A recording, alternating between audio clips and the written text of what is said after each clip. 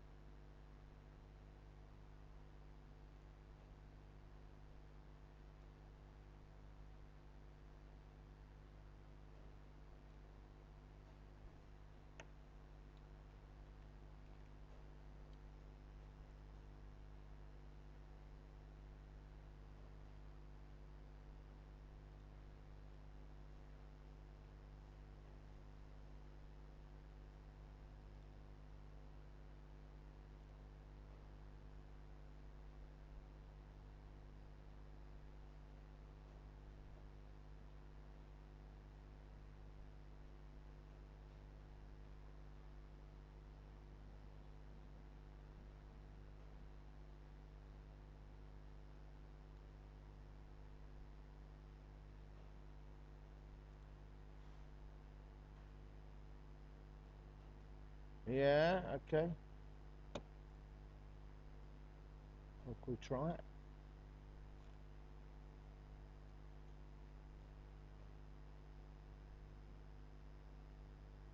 Waiting for going nomad.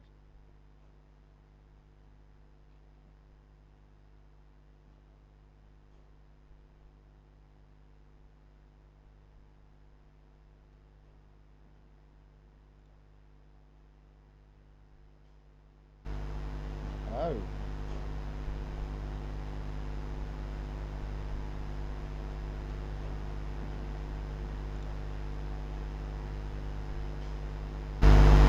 Oh.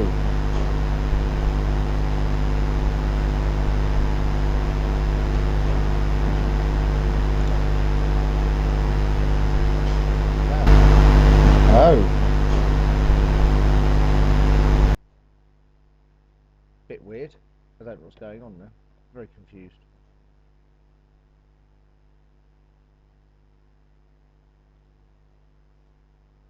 Still confused. Still don't know what's going on. I'm not very good at this. Live now. Is that where we're at with it? Is it?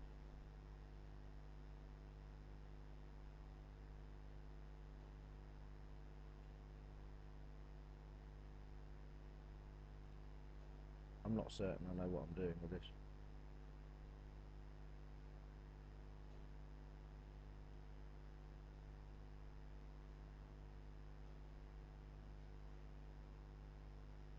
Live streaming.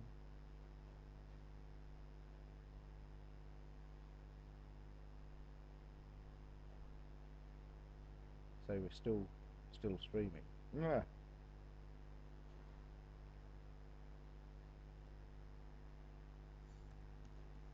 If I just type in there, hello, what happens? Is anybody actually watching? I don't know who is. Stream health.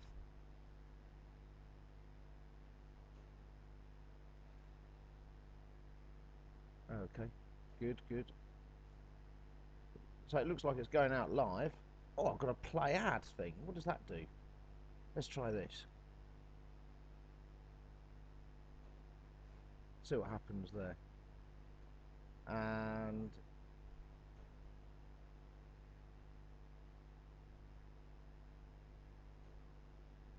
I don't know.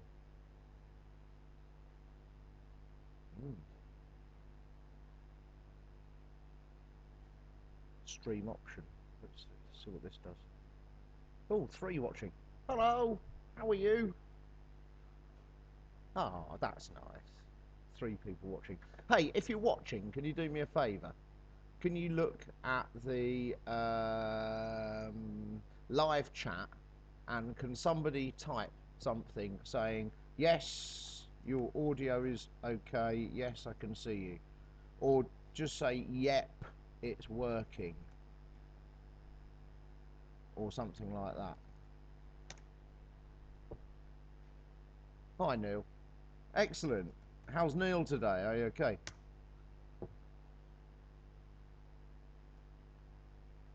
Good to see you, Neil. Yeah, I've seen some of your comments actually.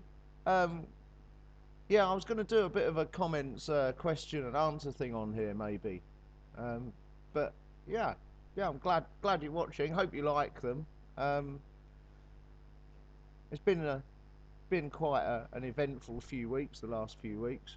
But I seem to remember you're thinking of coming this way, or you're here already. I can't remember. Yeah, but yeah, send me a message. Good.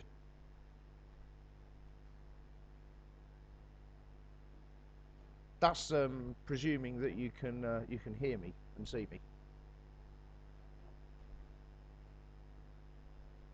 Tanya's just bought me a tea. It's quite nice. Didn't buy any sugar today, so I haven't got any sugar in it. Four. What was it? First world problems, third world solutions, or something. I don't know. Four people watching now. Hi people. So what's happened? What's been happening this week? Yeah, not too much really actually. Like we've both been a bit ill. I've had flu for the last sort of month, sore throat, sort of kind of thing that you pick up from teaching in the school, kids and everything. But and Tanya's not been too well today. But it's wet season here, so it's kind of disease season as well, or illness season. Hot, humid atmosphere kind of must promote some illness and things, and I know a lot of the locals are feeling it as well at the moment. So yeah, it's been a bit of a coffee and snotty kind of month. And hi, lazy traveller, how are you? Thank you for watching, and thanks, Neil. Thanks for saying that you can hear and see us fine. That's good to know. I was wondering maybe doing maybe a live question and answer thing. I don't know yet. I'll see how the next couple go. But I was thinking Sunday. It's good time for me actually. Sunday evening here now, so it's 8 o'clock now. But I mean that means that it'd be 2 in the afternoon in England, and it would be morning time in the States. So um, could I get a teaching job without a TEFL? Yes, you can. Neil, yes, you can get a teaching job without a TEFL. Let's think about it for a minute. It's easier with a TEFL. It's kind of the first thing that the main schools ask for is a TEFL. But saying that, why don't you just go and get a TEFL online for like 20 quid? And yeah, or I'm sure a lot of people just say they've got a TEFL. If you Google images, TEFL certificates, there's thousands of thousands of photos or images of TEFL certificates, and when both the jobs that I've had teaching here, I've shown them the TEFL certificate, and they've just looked at it and gone, yeah, fine, okay. The first one didn't even ask for it. They said, have you got a TEFL? I said, yes. I said, oh, good, tick. And that was pretty much it. And I don't know how much use of TEFL is anyway. Like, you could probably, are they useful? Yeah, they are quite useful, but you could do some reading on teaching English um, methods. The biggest one, the biggest thing that they miss out of the TEFL, that is the one that good, you bought one today, 200 hours at 49 quid on Groupon, good work. Yeah, 200 hours, that's a substantial one. Wow. Okay. Yeah, I mean, once you've got it, you've got it as well. Nobody can ever take it away from you, and it lasts you all of your life. So 49 quid. Um, if you get stuck with anything, I don't think you will, Neil, because like most of them are relatively self-explanatory, and also they don't want people to fail either, because otherwise other people won't buy the courses. So you pretty much have to quit to fail. It's not that they don't want you to. You just keep going back over it and over it and over it until you're giving them the answers that they need. And like some of the times it's uh, four possibilities on multiple choice, and you can go through the other three, and then when you get the fourth one by default, it's kind of like, oh yeah, that's what, oh, you've got it now, well done. So I think they're I don't know how much value they really are, actually, from a learning point of view. Yeah, I suppose they are. I suppose they're all right, but do you need one? No, you don't. I don't think you need one. What they miss out on is classroom management, which if you're going to teach kids, young kids, then classroom management. Um, so hi, lazy traveller. Yeah, you're doing the tefl.org 100-hour one. You've got really lazy with the assignments. Yeah, it gets a bit like that. I I put a I put a time limit on when I wanted to have it done by, and that was the only way I can actually motivate myself into doing things like that, was to say, right, by a week on Thursday I'm going to have this done, um, and I just absolutely ended up battering it in the last sort of 3 days or 4 days or so of just staying up really late and getting it done. But it was so worth doing, I think, because once I'd set the time aside and kind of dedicated, within my own head, kind of knew that I was going to be staying up late and getting up early and going to work, then coming home and just sitting down and doing the TEFL course just to get it finished, then actually once I sort of resigned myself to that fact, it was actually all right, and it was just long. It was long days, and I only did 120. I did 100-hour plus a 20-hour top up in the classroom, and the 100-hour thing, I think actually I did it in about 60 or 50 hours or something, really. I didn't aim to get 100% in everything, because you get the same certificate at the end um, if you get 100% or if you get 1% above the pass rate, which I think for that one was 75% or 80% or something. So I didn't aim to get 100%. I know a lot of people aim to get 100%, but it never says that on the certificate. And like I said earlier to Neil, that it's really annoying, because you spend all of this time doing the certificate, and it's the same with pretty much any qualification I've ever had as well, is you spend all the time getting the certificate, and then nobody ever wants to see it, and they couldn't care whether you got 90% or 80%, or only just passed, or it took you 3 attempts, or you aced it with 100% and you're the best student ever. They really don't really care. It's a box ticking exercise for them. Is, have you got a TEFL certificate? Yes. Or have you got a bachelor's qualification? Yes.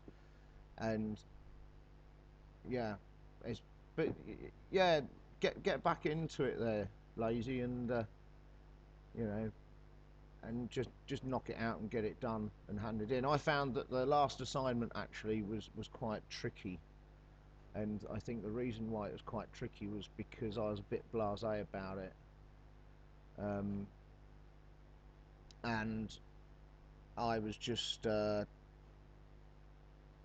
wanting to get it done, and I didn't do a very good job on the last assignment, out of kind of like not caring enough about it, basically. And I actually failed the last assignment once, and got it sent back to me, and I had to do it again. But that's because I was trying to rush it. It was like 2 in the morning on the last day, and it was. And the good thing about that tefl thing was that they turned them around quite quickly, and the assistant that I had, the tutor that I had on there, was very supportive, and you know normally around if I sent them anything. Um, so let's see, Neil. Yes, do you get a bit of training to help you in the class when you start teaching? With no experience, a lot of people find it a challenge. Yes, it is a challenge. Yeah, absolutely. I mean, the first school that I was at, they were like, yes, you can shadow somebody for a week, and you can see how they do things, and then you're on your own, so you get a week. But actually it turned into, well, so and so's off sick today, and then like, oh, they're on holiday and we forgot, and well, you can have 2 days, and then that turned into a day and a half. And so I did a day and a half, I think, of shadowing two or three different teachers, which basically just meant me sitting in the back of the classroom whilst they were teaching, which is kind of okay, because you see how other people do it, but actually there's no training involved, it's just observation. But what I would say is, if you're going to go and teach any age, is watched some stuff on classroom management, and there's a guy called Plavin, something Plavin, I can't remember his name, Plavin, I think it is, but check that dude out because he's done some videos on YouTube that are really good. I was really struggling with classroom management for the first 2 months, and then I started watching some of that, and actually I went back in after a weekend of watching his videos and just changed everything that I did, and actually it come round a bit quicker. You know, things improved quickly after that. But actually, you need to kind of do that the minute that you walk in the door. Is you need to set your own ground rules with the people that you're teaching and the classroom rules, because if you don't, they'll set them for you, and they'll keep trying to push the boundaries and things. Um, so was there any training? No, not really. Don't count on there being any training. But also similarly, don't worry too much about it, because I think every teacher who teaches tefl abroad has probably been in the same position at some point in their life where they're just thrown in at the deep end. When I went to the second school that I work at, when I now work at Singapore Helm School, the um, the training comprised of shadowing one guy for like 4 hours, and then the next day he went off sick, and I was supposed to be following him for a week. He went off sick, and then I was thrown in the deep end, picking up his classes and doing my own as well. And yeah, you learn just to ad lib and make things up on the spot. Okay, let's see. Going to Thailand, lazy. You're going to Thailand for 6 weeks, so you're gonna get them all done whenever it's rainy. Yeah, okay. Yeah, well, that's a good plan, especially in 6 weeks or so, because it'll be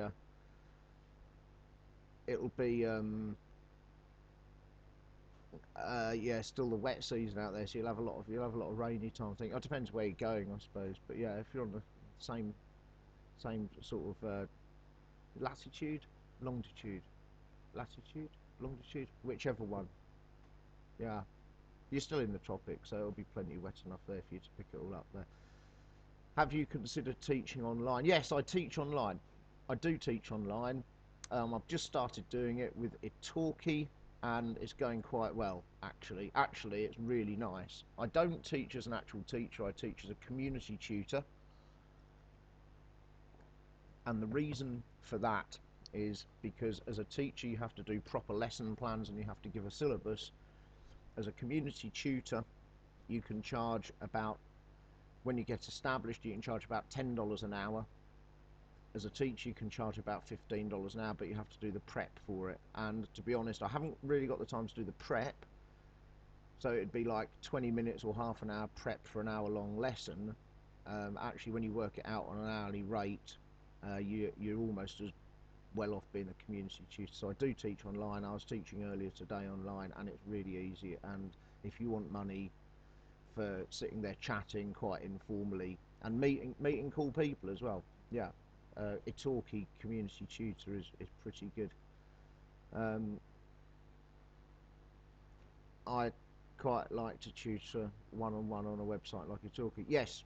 Oh, okay. There you go. Yeah, Italki's good. The only thing with it is that it's quite competitive on the price, and there's a high turnover of students. I've noticed there's a lot of people go on there and have like 4 or 5 lessons. You can sell a package of 10 or 5 lessons on Italki, but I haven't sold one yet. But I think where the real money is being instantly available teacher, where anybody, if you're online, anybody can just phone in on Skype, and you can instantly do a lesson and often help them solve problems. And I gather that a lot of it's to do with IELTS, which is, you know, that's one area that I want to look into next, is becoming an IELTS tutor, IELTS specialist. So, Neil, how many schools in Siem Reap approximately? Is the job market good? Yes, there's a lot of schools in Siem Reap, and they all pay various amounts of money, from 2,000 US dollars a month for JPA, um, down to about $300 a month for one of the local NGO schools. Um, job market at the moment, there's a shortage of English teachers in Siem Reap at the moment, and it's kind of coming up to Christmas as well. So at Christmas, I think a lot of people go home, they might not come back after Christmas, so January is a good time to look for jobs. September as well is the end of a lot of school semesters. It's the end of semester in at least 3 schools that I know, and now they're going to have a short break, and then within the break they'll be looking for new teachers for next year. So yes, it is. Brian sends, hi Brian, good to see you, mate. Could you uh, adjust the mic a little? Okay, maybe I'm mumbling a bit as well. Okay. Can you just ping us back, Brian, and say whether you can hear us now? That'd be excellent. Uh, let me just hit the other thing there. Okay, I'm just checking the mic levels. Yeah, it's a little bit quiet, isn't it? Okay. Let's see what else I can do with that. Cool. Ah, there we go. How old am I? I'm 45. I'm 45. I turned 45 in June, Brian. So, yeah, it's not really been too much of a problem um, finding work at the age of 45. I do know a guy who's struggling to find work, but he's not a native English speaker. He's Dutch, and he speaks with a little bit of a Dutch accent, and he's 55, and he is struggling a little bit to find work. But I don't know whether that's the age or whether it's the fact that he's not a native speaker, and he says it's a bit of both. And he says he's actually going to go on to Vietnam, but I don't think he's going to have an easier time in Vietnam. So cool. I've run out of questions. Thanks guys for watching. I really appreciate it. Um, and lazy, get that tefl done. It's worth doing, really. I suppose it gives you a kind of confidence. I think that's one thing. The process of doing the tefl is quite useful. Do I ever find yourself going into broken English whilst talking to people? Like, yes, all the time. Even picking up the English that the kids use. For some reason, it's kind of annoying that they overuse the word already, particularly in the school that I teach, but also everywhere, and I don't know why that is. It's something that I've not noticed before, but you say to somebody. I'm trying to think of an example now. Okay, hands up. Who's finished? Who's finished? Who's finished? Up to number 5 on the board, and like kids put their hand up, go already, teacher, already. And I was thinking, I'm trying to get my class out of that, but then I noticed that the Khmer teachers also say it. So it's kind of like, yeah, you're kind of using the word too much and in the wrong context. But I find myself doing it as well now. It's like, do you want to cut already? Oh, okay, yeah, you've already what? Already finished? Already eaten it? Or oh, I don't know. But anyway, yeah, weird. Broken English, yeah, yeah, it's a bit strange. Am I staying for good, Neil? No, I'm not staying for good. No, the original plan all the way back to February 2016 was to come here for a year. That kind of changed a little bit. Um, that kind of changed a little bit, and we're going to stay until Christmas now. But no, we're going to go home. We're going to go home at Christmas, and then we're looking at going to Central America for maybe about a year, and then after that we'll see where we are with our families. Both of our families are a little bit old and a bit frayed around the edges, so we might chip off back to England for a while at some point. Um, so we want to do Central America, and then after that I want to go back to Nepal. I used to live in Nepal for a while, and I want to go to Pokhara, and I want to teach English in Pokhara, which is a really nice town in the Annapurna mountain range in well, it's west of Kathmandu. So, what inspired you to come to Cambodia? What inspired you to come to Cambodia? So, Brian, you must be in Cambodia. So, hi, if you're in Cambodia, you know, Good to see you there at some point, hopefully. What inspired you to come to Cambodia? I've been coming to Cambodia since about 2006, 2005, 2006. First of all, with friends to see my friend Simon, who runs the Rosie Guest House. He's a guy from my hometown, small town in rural Norfolk in England, and he he kept saying to me, "You've got to come to Cambodia and see my guest house." And I was like, "Yeah, yeah, one day, one day." And then 5 years later, I eventually turned up with a bunch of friends, and we stayed there. And we had a great time. Then it was kind of every 2 years coming back to Cambodia for various bits of travelling and staying here and messing around and things. And eventually, yeah, we like wife and I said, "No, let's just go and get it out of our system once and for all, and just go and live out there for a while." So that's why Cambodia, and I love it. I think it's an excellent country. Were you influenced by other travellers? Not so much other travellers really. More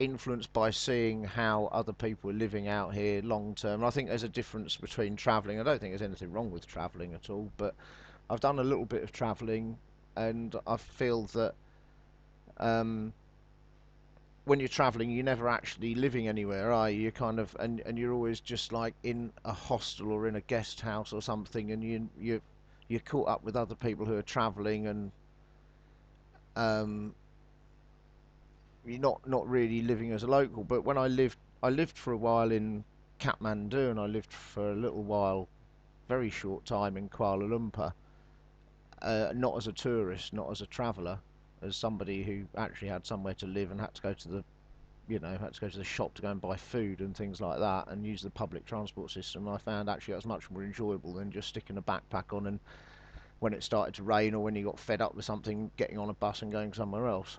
So yeah.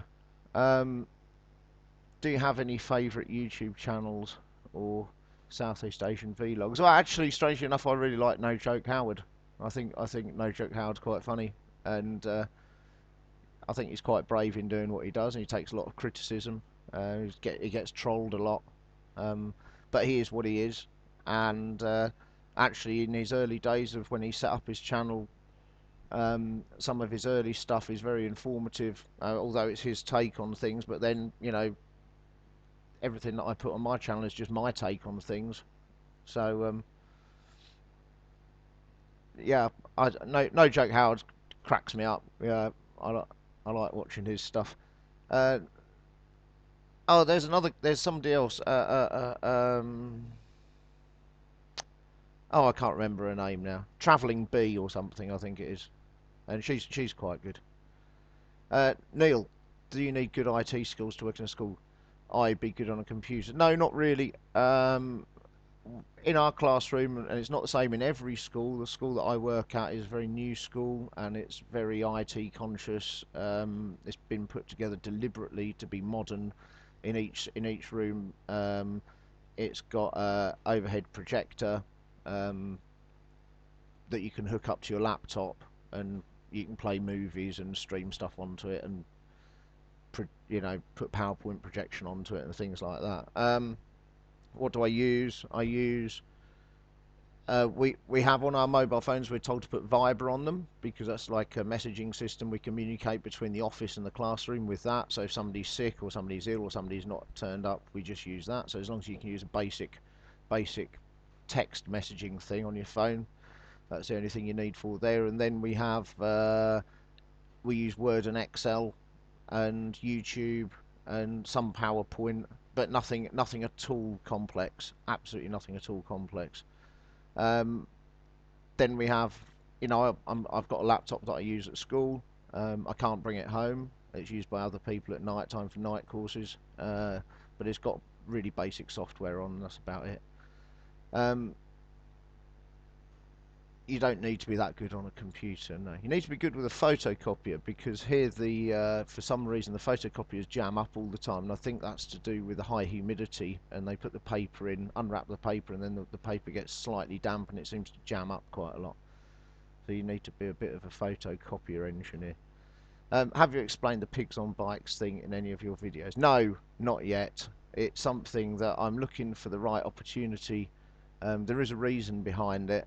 Uh, it's something that tickled me a long while ago when I first come to Cambodia, but I haven't seen it so much at the moment. I've not seen many pigs on bikes, so I haven't taken any video of them, and yeah. So as soon as I see something, I'll put it out there and explain what it's about. Okay, that's a good half an hour now. So eight people watching. Thanks very much for watching, guys. Um, and I'll probably try and do this if I'm not otherwise doing stuff. I'll try and do this again next Sunday at about the same time. So good to see you all. Many thanks. Thanks for watching. Take care.